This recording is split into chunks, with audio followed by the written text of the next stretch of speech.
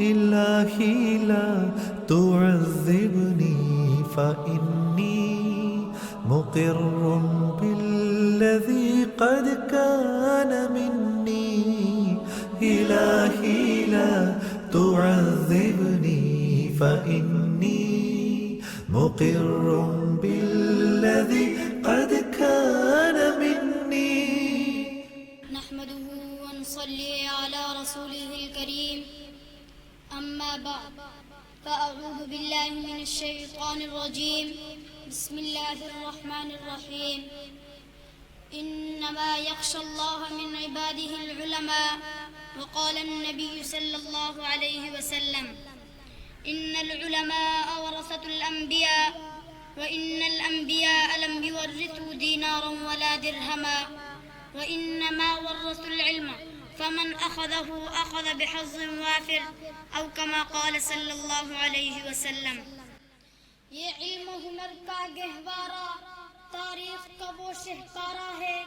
ہر پھول یہاں ایک شعلہ ہے، ہر سرف یہاں مینارہ ہے. کوہسار یہاں دب جاتے ہیں، طوفان یہاں رک جاتے ہیں. اس کاخ فقیری کے آگے شاہوں کے محل جھک جاتے ہیں. گرامی قدر سامعین، اسلامی معاشرت میں دینی مدارس کی کیا ضرورت و اہمیت ہے، کوئی ہوش مند مسلمان بھی اس سے ناواقف نہیں. ان مدارس دینیا کے ذریعے نہ صرف اسلامی معاشرت، اسلامی اخلاق و خصائل زندہ ہوتے ہیں، بلکہ اسلامی علوم و فنون کی ترویج جیسا مبارک عمل بھی اسلامی معاشرے میں جاری رہتا ہے. گرامی قدر سامعین، آج ان دینی مدارس کے خلاف پروپیگنڈے زور و شور پر ہے، ان پر نت نئی اعتراضوں کی برمار ہے. اسلام کے ابدی دشمن انگریز، یہود، ہنود اسلام کے انقلاب کو مٹانے میں مصروف ہیں. اسلامی احکام سے کوسوں دور نام نہاد مسلمان حکمران ان کے دوست ہیں. ان مدارس نبی صلی اللہ علیہ وسلم کے طلبہ آج مجبور و مظلوم ہیں، اور روئے زمین کے سب سے برگزیدہ ہستیاں علماء آج مقہور و مغلوب ہیں اور بے جا پابندیوں کے زنجیر میں محبوس ہیں. لیکن میری بات سن لیجئے، ذہن نشین کر لیجئے اور میرے اسلاف کے کردار اور کارناموں کا مطالعہ کر لیجئے.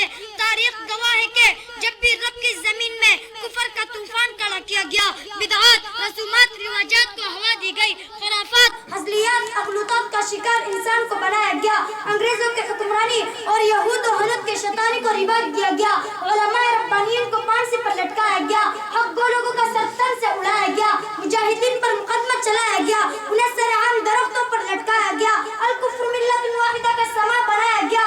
تو انہی مدارس کے طلباء فضلاء نے ان فتنوں کا ڈٹ کر مقابلہ کیا، ظلم و جبر کو دفع کیا، اخوت اور بھائی چارگی کو عام کیا، سنت کا پرچار کیا، اسلام کا پرچم بلند کیا.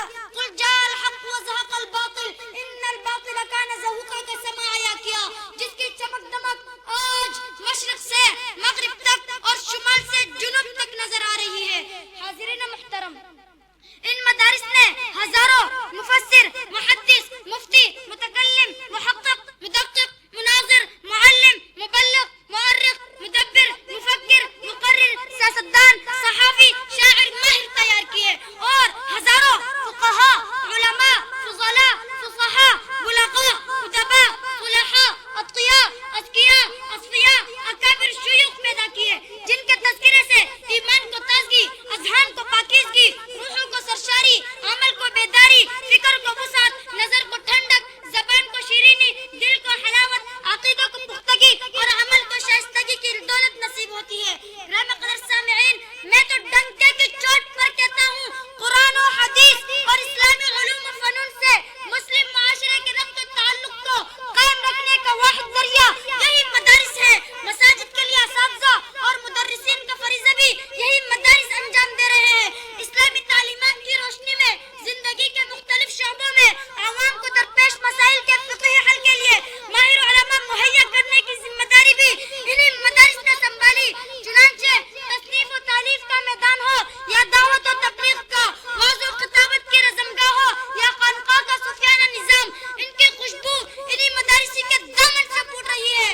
الغرض، دینی مدارس کے بغیر امن و امان کا قیام اور تشخص کی بقا مشکل ہی نہیں بلکہ ناممکن ہے.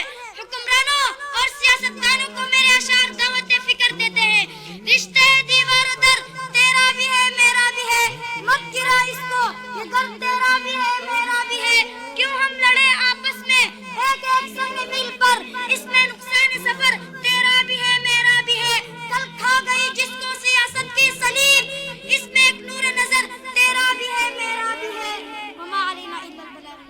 الہی تو رحیم بے قسم ہے، الہی تیری رحمت بے کران ہے، الہی